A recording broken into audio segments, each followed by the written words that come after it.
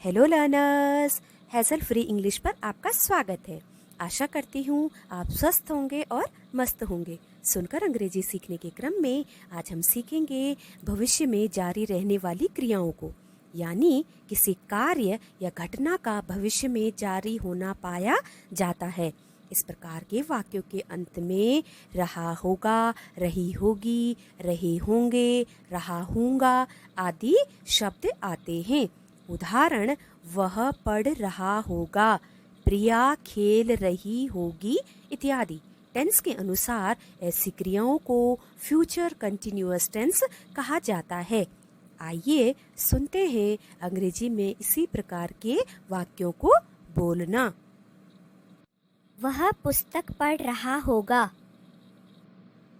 He will be reading a book. Radha नाच रही होगी। Radha will be dancing. वह कल मुंबई जा रहा होगा। He will be going to Mumbai tomorrow. John रो रहा होगा। John will be crying.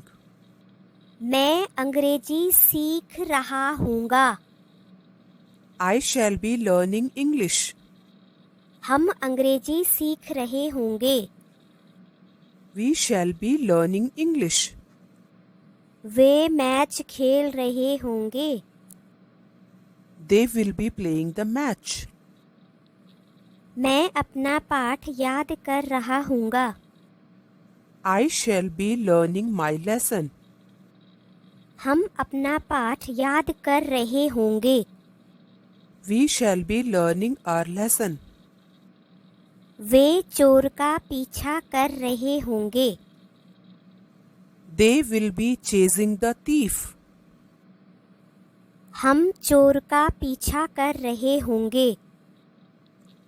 We shall be chasing the thief. हम यात्रा कर रहे होंगे। We shall be traveling. तुम पत्र पढ़ रहे होंगे। You will be reading the letter. बच्चे फल खा रहे होंगे। The children will be eating fruits. Ravi गांव में रह रहा होगा। Ravi will be living in the village. बंदर पेड़ पर बैठा हुआ होगा। The monkey will be sitting on the tree. मैं काम कर रहा हूँगा। I shall be working. हम काम कर रहे होंगे।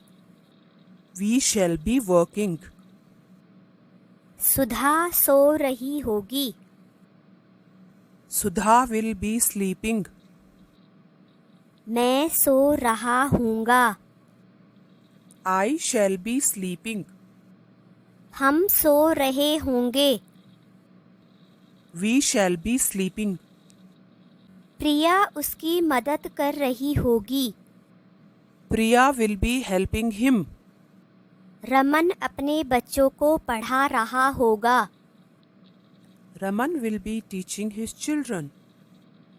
मैं पौधे लगा रही होंगी। I shall be planting. हम पौधे लगा रहे होंगे। We shall be planting.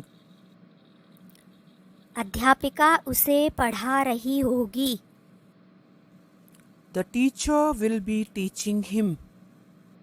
दादाजी अब जा रहे होंगे। Grandfather will be leaving now.